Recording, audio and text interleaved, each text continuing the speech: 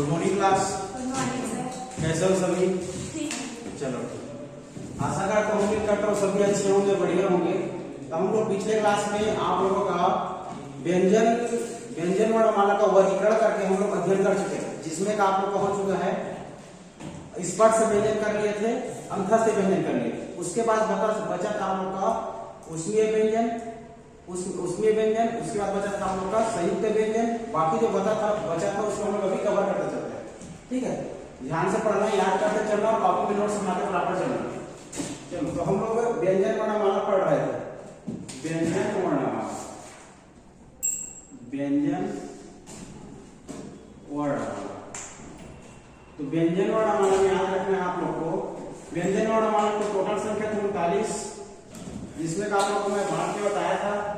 क्या बताया था? इसको हम लोग दो भागों में बांट सकते हैं करके। ठीक है, दो भागों में पहले किसमें बांटे थे? तो देखो, मूल व्यंजन वर्ण, मूल व्यंजन वर्ण, और दूसरा बांटे थे हम लोग संयुक्त व्यंजन वर्ण, संयुक्त व्यंजन वर्ण। ये ठीक है, व्यंजन वर्ण हमारा दो भागों में हम लोग बांटे थे, एक था मूल व्यंजन वर्ण और दूसरा था आपका संयुक्त व्यंजन वर्ण। ठीक है, तो मूल व्यंजन वर्ण में संख्या बताया था आपको 35, 35, और संयुक्त व्यंजन वर्ण की संख्या बताया था 4। ठीक है, 4, जिसमें का देखो ये व्यंजन जो वर्ण है इसको हम परंपरागत रूप से पहले कितना था जी? 33। इसमें और दो जोड़ दिया गया था, टोटल हो गया 35। इसको द्विगुण व्यंजन वर्ण को। ठीक है, इस पर 33 प्लस 2 और संयुक्त व्यंजन 4। अब देखते हैं कि इसको हम इसमें जो हमारा चाहिए था 35, जो टोटल ये है 33 प्लस 2, इसको हम निम्न भाग में बांटे थे। ठीक है, पहला क्या बांटे थे आप लोग का? स्पर्श व्यंजन की संख्या कितना होगा? 25। दूसरा किसमें बांटे थे? अंतस्थ व्यंजन। उसके बाद तीसरा क्या था? ऊष्म या संघर्षी, उसमें संघर्षी व्यंजन वर्ण। चौथा था आपका द्विगुण। ठीक है, द्विगुण व्यंजन वर्ण। ठीक है, और संयुक्त व्यंजन वर्ण की संख्या 4 होता है। इसमें बताया था आप लोग को, देखो इस प्रकार ये अंतस्थ व्यंजन की संख्या, स्पर्श व्यंजन की संख्या 25, अंतस्थ व्यंजन की संख्या 4, और उसमें संघर्षी व्यंजन की संख्या 4, द्विगुण व्यंजन की संख्या 2। इस प्रकार 25, 4, 29, 29, 4, 33, 33, 2, 35। इस प्रकार मूल व्यंजन वर्ण कितना हुआ? तो मूल व्यंजन वर्ण में संयुक्त व्यंजन वर्ण को शामिल नहीं किया गया। ठीक है, इसको शामिल नहीं किया गया, ये एग्जाम में पूछा जाता है। तो संयुक्त व्यंजन वर्ण को किसमें शामिल नहीं किया गया है जी? आप लोग को मूल व्यंजन वर्ण में शामिल नहीं किया गया, जिसमें का आप लोग क्या पढ़ लिए थे? स्पर्श व्यंजन पढ़ लिए थे, अंतस्थ व्यंजन पढ़ लिए थे। आए थे हम लोग उसमें संघर्षी व्यंजन में और द्विगुण व्यंजन में। अब इसको डील करके चलते हैं, फिर संयुक्त व्यंजन वर्ण को भी करते हैं। ठीक है, इस प्रकार टोटल 35 और 4 39 संयुक्त व्यंजन वर्ण क्या होता है उसको पहले बताऊंगा। ठीक है, चलो सबसे पहले देखो संयुक्त व्यंजन वर्ण क्या होता है। संयुक्त व्यंजन वर्ण, तो संयुक्त व्यंजन वर्ण का परिभाषा लिखना, ऐसा व्यंजन वर्ण जो अलग अलग व्यंजन वर्णों से मिलकर बना होता है, क्या कहलाता है? संयुक्त व्यंजन वर्ण कहलाता है। क्या बोला मैं? ऐसा व्यंजन वर्ण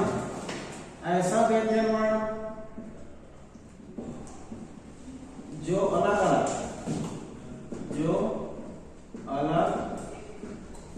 अलग व्यंजन वर्णों से मिलकर बना होता है, क्या कहलाता है जी? संयुक्त व्यंजन वर्ण कहलाते हैं। इसकी संख्या कितना है?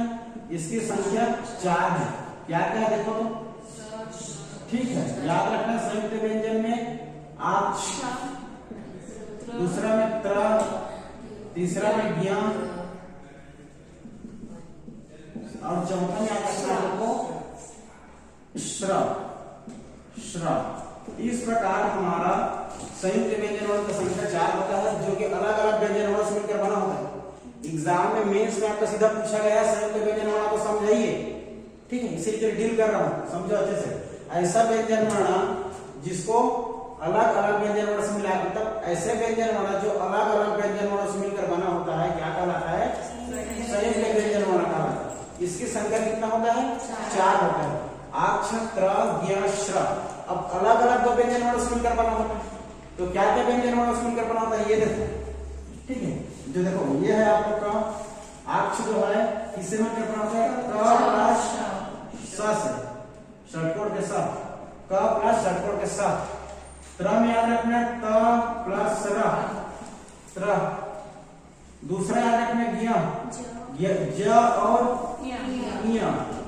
बार बार एग्जाम में पूछे जाने वाला आप लोग का, ठीक है, वेरी वेरी इंपोर्टेंट लगाना ज्ञ को, ठीक है। हाँ सब आधा करेंगे। ऐसा व्यंजन वर्ण देखो है ना, ये वेरी वेरी इंपोर्टेंट लगाना किसको? ज्ञ को। किससे मिलकर बना होता है? ज और ञ से, ठीक है। इसके बाद स्र से याद रखना आप लोग, स्र हमारा जो है आप लोग का सलजम श प्लस र, ठीक है। अगर ऑप्शन में नहीं रहा तो षटकोण का स प्लस र लगाना है। क्लियर है ये? तो आप लोग ये रखें सब आधा आधा रखें। इस प्रकार हमारा संयुक्त व्यंजन वर्ण का संख्या 4 है, जो कि आज से किससे मिलकर बना है देख लो।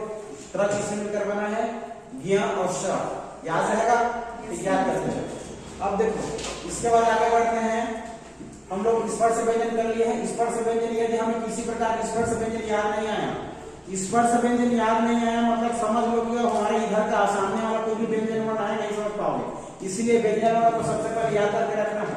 व्यंजन वर्ण में आप लोग को बताया था 5 वर्गों में बांटा जाता है, ठीक है। क वर्ग, च वर्ग, ट वर्ग, त वर्ग, प वर्ग, ठीक है। इसमें मूल के आपको 25 वर्ग आते थे, जिसको वर्गीय व्यंजन वर्ण भी कहते हैं।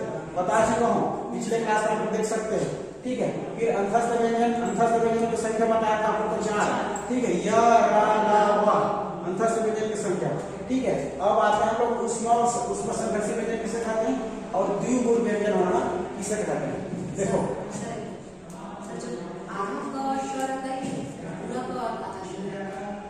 पूरा, हाँ इसमें आधा का, हाँ ठीक कर सकते हो। वो क्रिटिकल समय में आप याद है उसको, हाँ ठीक है। कहीं पर नहीं रहा तो उसको लेना है, वो उसको सेंट्रल गवर्नमेंट एग्जाम लिया था, हाँ इसीलिए, ठीक है। लेकिन हमारा स्टेट सब मिलाकर देखा नहीं पाओगे इसको, ठीक है। इसीलिए आधा का कर सकते हो, आधा का स, आधा का र, आधा ज, आधा श, ठीक है, कर सकते हो। इस प्रकार हो जाएगा याद रहेगा। फिर देखो इसमें स्पर्श व्यंजन में आप लोग को हमेशा याद रखना अच्छा है, कभी भूलना मत। अब देखो आगे बढ़ते हैं हम लोग उसमें व्यंजन और इसमें भी। तो मूल व्यंजन वर्ण किसे कहते हैं समझ मिला? ये टोटल उसकी संख्या होता है 33 से 35। संयुक्त व्यंजन वर्ण समझ मिला, इसकी संख्या 4 होता है, अक्षर, त्र, ज्ञ, श्र। क्लियर है? अब देखो आगे बढ़ना है। आगे बढ़ने में सबसे पहले जानना है आप लोग को उष्म या संघर्षी व्यंजन वर्ण। तो उष्म या संघर्षी व्यंजन वर्ण किसे कहते हैं? देखो उष्म मतलब होता है गर्म हवा, ठीक है। तो ऐसा व्यंजन वर्ण, ठीक है जी, ऐसा व्यंजन वर्ण जिसके उच्चारण में हमारा श्वास कंपन की तरह या गर्म हवा के साथ उच्चारण होता है, ऐसा व्यंजन वर्ण क्या कहलाता है? उसमें संघर्षी व्यंजन वर्ण कहलाता है। याद रखना क्या बोला मैं? ऐसा व्यंजन वर्ण जो कि कंपन और गर्म हवा के साथ निकलता है क्या कहलाता है? उष्मीय संघर्षी व्यंजन वर्ण कहलाता है। उष्मीय संघर्षी व्यंजन वर्ण कहलाता है। इसके संख्या कितना होता है? 4 होता है। इसके भी संख्या 4 होता है। 4 संख्या याद रखना, इसका संख्या 4 होता है। पहला याद रखना आप लोग श, फिर एक स याद रखना, षटकोण के स, फिर एक और स, षटकोण के सर्जन के स, षटकोण के स, सरलता के स, ठीक है। श श स एक गर्म हवा के साथ निकल रहा है, कंपन के साथ निकल रहा है, ठीक है। इसके साथ जोड़ना ह को, ठीक है। याद रखना मुख्य रूप से मुख्य उष्मीय, आप एग्जाम में पूछेगा, एग्जाम में क्या पूछेगा? मुख्य उष्मीय संघर्षी व्यंजन वर्ण किसे कहते हैं? मुख्य संघर्षी व्यंजन वर्ण में तीनों श स लास्ट में हम उसका सहयोगी उसमें संघर्षी व्यंजन है, हाँ ठीक है। तो याद रखना आप लोग ये तीनों क्या है? आप लोग का मुख्य संघर्षीय आप लोग का क्या हो जाएगा उसमें, ठीक है, मुख्य संघर्षीय उसमें व्यंजन हो जाएगा ये, और इसका सहयोगी है हाँ। इस प्रकार तीनों सब याद रखना।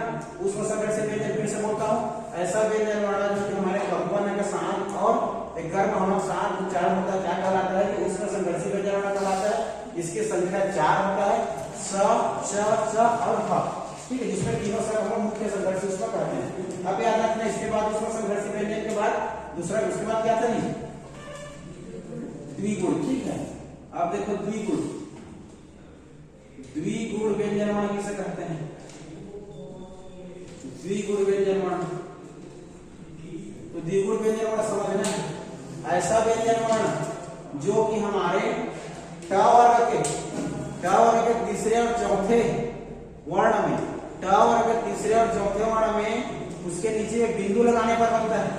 ट वर्ग हमारा क्या ट ढ और ढ है ना, डमरू पेटा और ढक्कन पेटा, तो ढक्कन पेटा तीसरा और उसमें तब डमरू पेटा तीसरा और ढक्कन पेटा चौथा, तो ड और ढ में क्या लगाना, बिंदु लगाने पर बनता है, ठीक है। ऐसा व्यंजन वर्ण जो कि ट वर्ग के तीसरे और चौथे वर्ण में बिंदु लगाने पर बनता है, नीचे में बिंदु लगाने का क्या बन जाएगा, वो द्विगुण व्यंजन वर्ण कहलाता है। इसकी संख्या कितना होता है, 2, ढक्कन पेटा और देखो ये तीसरा जो फॉर्म है बेटा का ट वर्ग का, ट और क्या है डमरू पेटा और ढक्कन पेटा, नीचे बिंदु लगाएंगे, ठीक है, तो नीचे बिंदु लगाने पर बनता है तो द्विगुण व्यंजन वर्ण।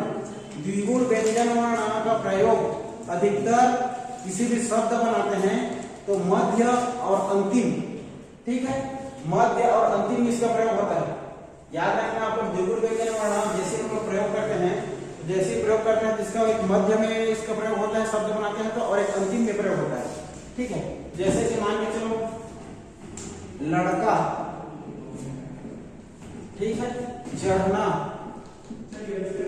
देखो दूसरा में हो रहा है ना भाई, तीसरा में होता है, एक तो दूसरा में होता है, तीसरा में या मध्य में या अंत में। एक और याद कर लो आषाढ़, वो अंतिम हो रहा है। उसके बाद याद रखते हो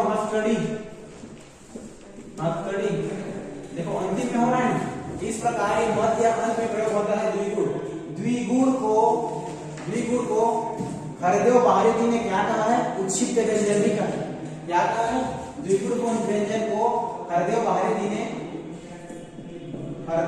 डॉक्टर हरदेव बाहरी ने क्या कहा थी, उच्छिष्ट व्यंजन वर्ण कहा है, ठीक है। इस प्रकार द्विगुण व्यंजन वर्ण आपका खत्म, ठीक है, संयुक्त व्यंजन खत्म। अब देखते हैं कि हमें आगत व्यंजन वर्ण किसे कहते हैं, ठीक है। आगत व्यंजन वर्ण समझना है, ध्यान से समझते चलो। आगत व्यंजन वर्ण तुम्हारे नामे पढ़ते हैं हम लोग, जब तत्सम अरबी उर्दू फारसी शब्द पढ़ते हैं नाम आता है। आगत व्यंजन वर्ण किसे कहते हैं, ऐसा व्यंजन वर्ण जो कि अरबी फारसी या अंग्रेजी शब्द बनाने के लिए हम लोग प्रयोग करते हैं, क्या कहलाता है, आगत व्यंजन वर्ण कहलाता है, ठीक है। आगत व्यंजन वर्ण याद रखना आप लोग, आगत व्यंजन वर्ण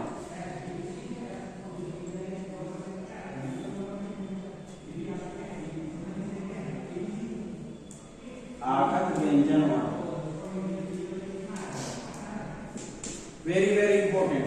आगत व्यंजन वर्ण क्या है, ऐसा व्यंजन वर्ण जिसका प्रयोग या जैसे शब्द बनाने के लिए प्रयोग करते हैं, अरबी फारसी या उर्दू जैसे शब्द बनाने के लिए प्रयोग करते हैं। ऐसा व्यंजन वर्ण जिसका प्रयोग क्या बनाने के लिए थी, जिसका प्रयोग अरबी फारसी अंग्रेजी ऐसे शब्द बनाने के लिए प्रयोग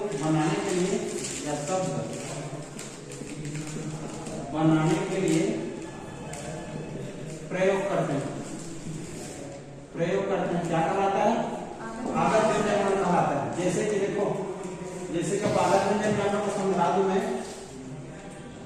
आगत व्यंजन वर्ण, तो आगत व्यंजन वर्ण में देखो अ, क, ख, ग, या और याद रखना आप लोग ज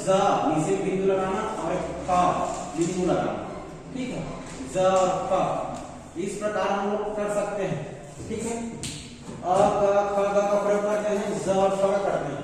ठीक है, नीचे में बिंदु लगा रहेगा तो कौन सा है, अर्घी या फारसी। ठीक है, जिसमें का हम लोग याद करते हैं। देखो अब इन तीनों का प्रचलन जो ये आपको तीनों है ना, चार अ क ख ग, ये चारों का प्रयोग, चारों वर्णों का प्रयोग कम रूप से होता है। चारों वर्णों का प्रचलन कम मात्रा में होता है, नहीं के बराबर होता है। ठीक है, कम मात्रा में होता है। उसकी जगह कुछ बोलना चाहे तो अखबार बोल देते हैं, अचानक कबूतर बोल देते हैं। ठीक है, इस प्रकार से कम रूप से बोलते हैं इसका उपयोग आगाज। अब देखो ज और फ, जो हमारे ये दोनों है ना, ज और फ, तो ज और फ का अधिक प्रयोग करते हैं। ठीक है, अधिक प्रयोग करते हैं, अर्थात इसका ज और फ का अधिक प्रचलन है और इन चारों का कम प्रचलन है। तो अधिक प्रचलन है, जैसे कि एग्जांपल लिख सकते हो आप लोग। ठीक है, सफर लिख सकते हो, सफर। ठीक है, गजल नीचे में जी, गजल, फजल। इस प्रकार से आप लोग उपयोग कर सकते हो किसका जी, आगत व्यंजन वर्ण, सफर, गजल, फजल, अंदाज। समझ रहे हो, ऐसा ये हमारा आगत व्यंजन वर्ण। आगत व्यंजन वर्ण के बाद इसी को आगत व्यंजन वर्ण क्या कहते हैं, नुक्ता या नुक्ता व्यंजन वर्ण भी कहते हैं। आगत व्यंजन वर्ण को क्या कहते हैं जी, आगत व्यंजन वर्ण को नुक्ता या नुक्ता कहते हैं। आगत व्यंजन वर्ण को नुक्ता या नुक्ता व्यंजन वर्ण कहते हैं। याद रहे बातें। ठीक, ये इस प्रकार आप लोग का आगत व्यंजन वर्ण। आगत व्यंजन वर्ण के बाद याद रखना, हम अलग व्यंजनों को वर्गीकरण करना है। क्या करते हैं, व्यंजनों को वर्गीकरण करते हैं।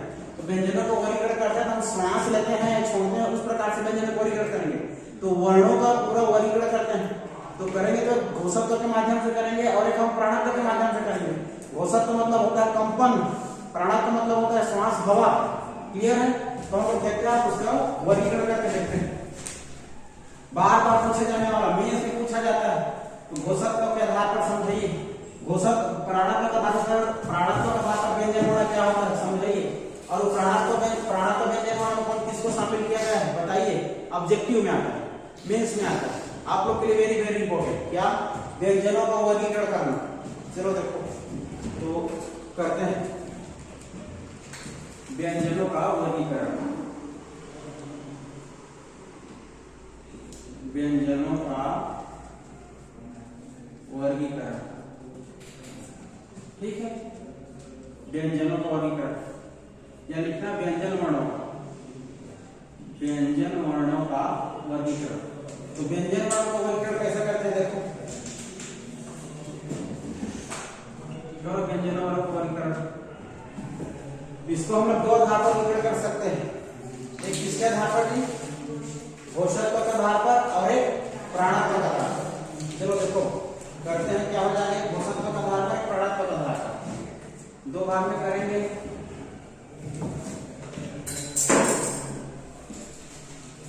एक घोषत्व के आधार पर,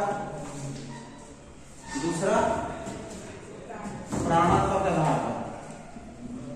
प्राणत्व के आधार पर तो घोषत्व के आधार पर, घोषत्व मतलब होता है कंपन, समझ रहे हो ना, और प्राणत्व मतलब होता है जी हवा, श्वास। ठीक है, दोनों बात याद रहेगा। तो घोषत्व के आधार पर भी दो भागों में बांटते हैं और प्राणत्व के आधार पर भी दो भागों में बांटते हैं। याद रखना बातें। देखो इसमें याद रखना घोषत्व के आधार पर, घोषत्व के आधार पर भी दो भागों में बांटेंगे। पहला याद रखना आपको अघोष, अघोष व्यंजन वर्ण, और दूसरा याद रखना सघोष व्यंजन वर्ण। ठीक है, इसे सघोष को हम लोग घोष भी कहते हैं। ठीक है, प्राणत्व का आधार पर भी दो तरह से बांट सकते हो। ठीक है, एक होता है आपका अल्प प्राण और दूसरा याद रखना महाप्राण। अल्प प्राण और महाप्राण, क्लियर हो गया। तो घोषत्व कंपन के आधार पर, देखो अघोष किसको कहते हैं ये जानना है। सीधे एग्जाम में पूछा जाता है कि सघोष व्यंजन वर्ण किसे कहते हैं, अघोष व्यंजन वर्ण किसे कहते हैं। अब देखो तो सघोष व्यंजन वर्ण समझना है। अघोष व्यंजन वर्ण क्या है? ऐसा व्यंजन वर्ण जो कि हमारे स्पर्श व्यंजन के पहला और दूसरा वर्ण, स्पर्श व्यंजन के पहला और दूसरा वर्ण तथा इसका उसमें संघर्षी व्यंजन वर्ण श श तीनों सब ना, तो स्पर्श व्यंजन के सभी वर्ग के प्रथम एवं द्वितीय वर्ण तथा उसमें संघर्षी व्यंजन वर्ण को एक साथ शामिल करने पर क्या बनता है जी? अघोष व्यंजन वर्ण बनता है। क्या बोला मैं? सबसे पहले आपको ये याद रखना, क्या याद रखोगे? सबसे पहले सभी वर्ग क्या रखना? क वर्ग, उसके बाद च वर्ग, उसके बाद जी च वर्ग, स्पर्शी व्यंजन को पूरे याद रखना है। क वर्ग के बाद याद रखना है प वर्ग, च वर्ग, क वर्ग, च वर्ग, ट वर्ग, क वर्ग, प वर्ग। क वर्ग इस पर प्रथम में क्या था, दूसरा में क्या था, तीसरा में क्या था, चौथा में क्या था, पांचवा में क्या था? कौन कौन सा वर्ग समझना है? प्रथम वर्ण है क, दूसरा है ख, तीसरा है ग, चौथा है घ और पांचवा होगा अंग। उसी प्रकार च वर्ग में पहला च, दूसरा छ, तीसरा ज, चौथा झ और पांचवा क्या हो जाएगा? इ। उसके ट वर्ग में ट, थ, ड, ढ, अड़, फिर त वर्ग में त, थ, द, ध और न, और प वर्ग में प, फ, ब, भ, म। तो देखो ये प्रथम वर्ण, द्वितीय वर्ण, तृतीय वर्ण, इस प्रकार किस वर्ग में प्रथम द्वितीय वर्ण कौन होता है? तो अघोष व्यंजन वर्ण पहचानना है ऐसा व्यंजन वर्ण जो सभी वर्ग के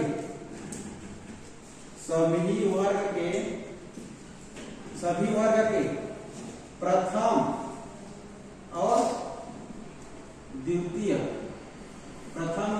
वर्ण एवं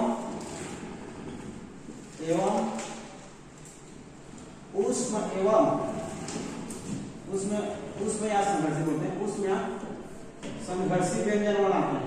तो उसमें संघर्षी व्यंजन केवल मुख्य, तो मुख्य संघर्षी क्या आएगा? श, तीनों श, ठीक है। ये सभी हमारे उच्चारण करते हैं तो कंपन के साथ होता है, इसीलिए अघोष व्यंजन वर्ण कहलाता है, ठीक है। जैसे सभी वर्ग का प्रथम और द्वितीय वर्ग, तो प्रथम द्वितीय वर्ग क्या है? क वर्ग क्या हो जाएगा? क वर्ग का क और ख, उसके बाद च वर्ग का च और छ, उसके बाद च वर्ग के बाद ट वर्ग का ट और ठ, ट वर्ग के बाद आपका त वर्ग के अंतर्गत क्या है? त और थ, ये पहला दूसरा वर्ण है। फिर प वर्ग का प और फ, इस प्रकार ये हो गया। और इन सभी के साथ क्या जुड़ा है आपका? उसमें मुख्य, उसमें संघर्षी व्यंजन वर्ण श, स, इस प्रकार 2 पंच 10 और 3 13, टोटल संख्या कितना हो गया? 13। इस प्रकार अघोष व्यंजन वर्ण की संख्या कितना होता है जी? 13 होता है। क्लियर है इतना? ये उसके बाद सघोष, देखते हैं सघोष व्यंजन वर्ण। इसमें तुम्हारा पहला और दूसरा आ गया, दिख रहा है ना? सभी वर्ग का पहला और दूसरा वर्ण। इसमें कर दो, इसमें सघोष में क्या आ सकता है? तीसरा, चौथा और पांचवा, ठीक है। तो सभी वर्ग के याद रखते हैं इसमें सघोष व्यंजन वर्ण में, हाँ, सभी वर्ग के, है ना, सभी वर्ग के, हाँ, तीसरे, चौथे और पांचवें वर्ण आते हैं। पांचवें वर्ण तथा इसके बाद याद रखना अंतस्थ व्यंजन क्या है? तथा अंतस्थ व्यंजन की संख्या क्या है? य, र, ल, व। देखो इसमें ह आप नहीं जोड़े हैं, इसमें ह को जोड़ेंगे, क्या हो जाएगा? 5 हो जाएगा। अब पहला, तीसरा, पांचवा क्या हो जाएगा? क वर्ग का तीसरा, चौथा, पांचवा क्या है? ग। क वर्ग का में पहला क्या है? तीसरा, चौथा, पांचवा जाना है। तीसरा क्या है? ग, चौथा ध, पांचवा अंग।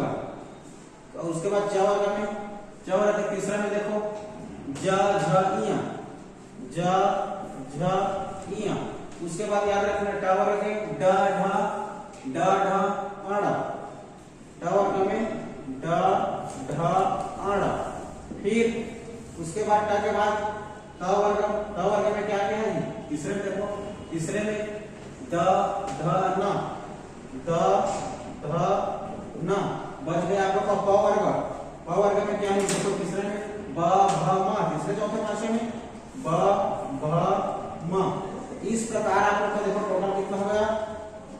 3 पंचे 15, 15 4 19, और 19 से हमारा और 11 वर्ण और स्वर वर्ण याद है आप लोग को? हमारा सभी स्वर वर्ण क्या कहलाता है आप लोग का? सर्वज कहलाता है या संघर्षित ध्वनि कहलाते हैं। तो इसको 11 को भी जोड़ देंगे, क्या हो जाएगा? 19 के साथ 11 जोड़ देंगे तो क्या हो जाएगा? 9 और 1 10, 3 और 1, इस प्रकार संख्या 30 हो जाएगा। क्लियर?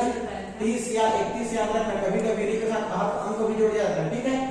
इस प्रकार की सर 31 याद रखना है। सघोष व्यंजन वर्ण की संख्या टोटल, अगर सघोष नहीं कहेंगे, सघोष वर्ण की संख्या कितना टोटल पूछ देगा तो सघोष वर्ण की संख्या, अगर सघोष वर्ण पूछ दिया, सघोष वर्ण का टोटल कितना है? 30, 30 या 31 याद रखना। और इसमें केवल सघोष व्यंजन वर्ण पूछा तो केवल सघोष व्यंजन वर्ण का संख्या कितना हो जाएगा? 15 4 19। समझ रहे हो? तो व्यंजन वर्ण पूछता है, अगर दोनों को पूछता है वो वहां पर मायने रखता है, ये याद रखना आपको। इसके बाद देखो अल्प प्राण। अल्प प्राण किसे कहते हैं? अल्प प्राण ऐसा व्यंजन वर्ण जिसमें हमारा आप लोग का क्या आ जाएगी? पहला तीसरा पांचवा सभी वर्ग के पहला तीसरा पांचवा अर्थात विषम वर्ण, ठीक है? सभी वर्ग के अल्प प्राण में याद रखना, सभी वर्ग के पहला तीसरा व पांचवा वर्ण आता है। सभी वर्ग के पहला तीसरा पांचवा वर्ण। तो क वर्ग का पहला क्या है बताओ? क। फिर तीसरा क्या है? ग। फिर उसके बाद पांचवा क्या है? अंग। उसके बाद च वर्ग में देखना है, पहला च, फिर तीसरा क्या है आपका? तीसरा है आपका ज, फिर जब उसके बाद इया। फिर ट वर्ग में क्या है?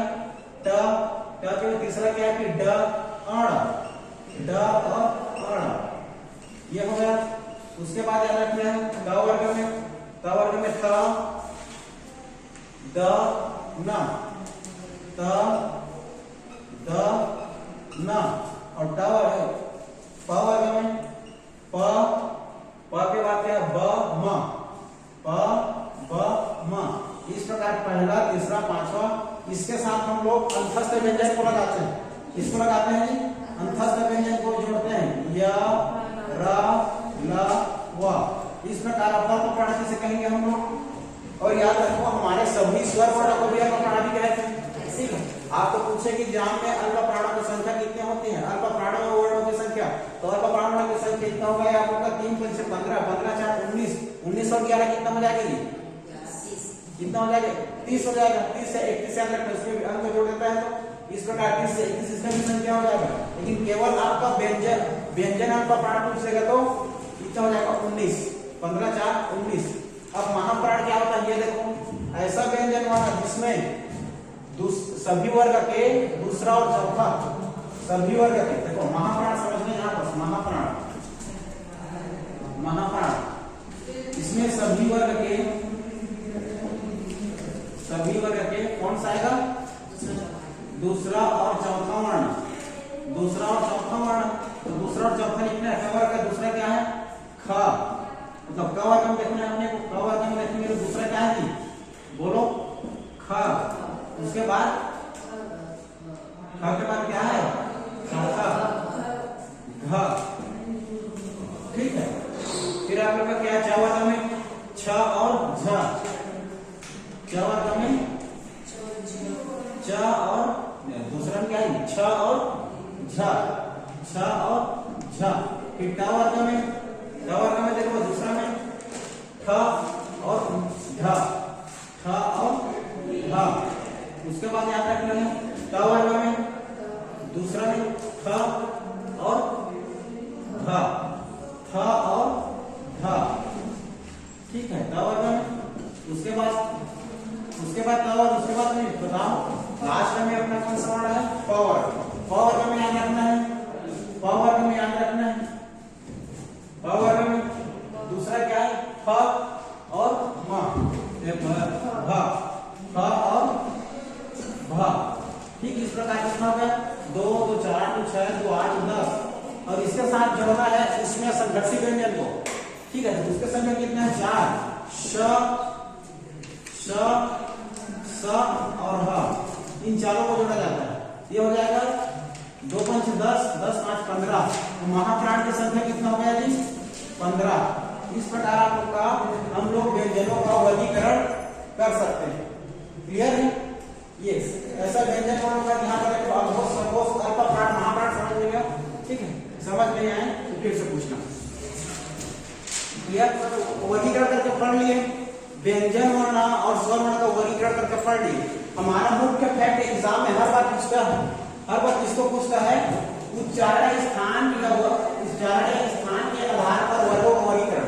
अब हम उच्चारण स्थान पर सभी वर्गों का वर्गीकरण कैसे करते हैं? सभी वर्णों का, चाहे स्वर हो चाहे व्यंजन, सभी वर्णों का हम लोग क्या करेंगे वर्गीकरण करेंगे।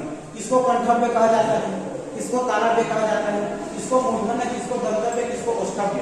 ध्यान देने बात याद यही बस करना है, याद है ना, क्योंकि एग्जाम में इसको बार बार पूछा जाता है। आप लोग का मेल से पूछा जाता है, व्याकरण में 1000 बार पूछा जाता है। ठीक है, ये तो कंठव्य, सबसे पहले कंठव्य किसको कहते हैं? ऐसा व्यंजन वर्ण जिसका उच्चारण किससे होता है? कंठ से होता है। ठीक है, कंठ से होता है। क वर्ग याद है, क वर्ग, क वर्ग में याद रखना है तो क वर्ग का आप सभी बात याद है। क ख ग घ अंग, वो क वर्ग है। तो क वर्ग के साथ और याद रखना अ आ फ।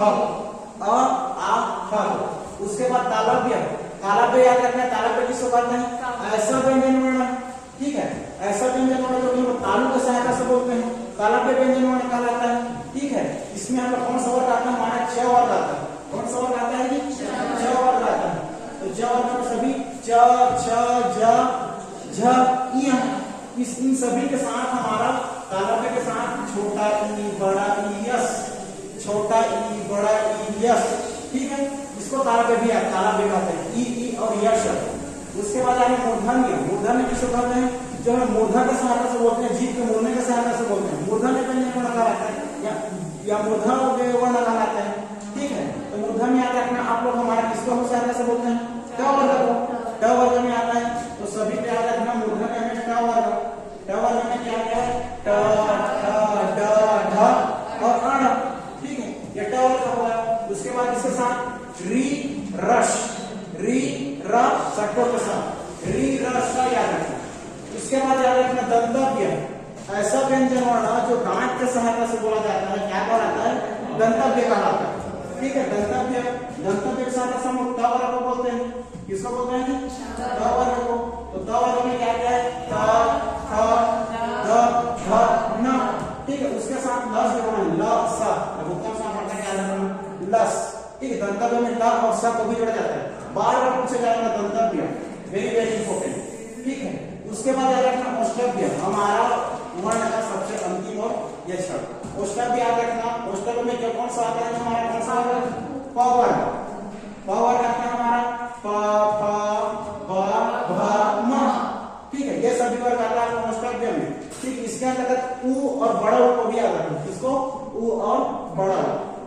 ठीक है, इस प्रकार आप लोग का पूरा वर्णमाला खत्म।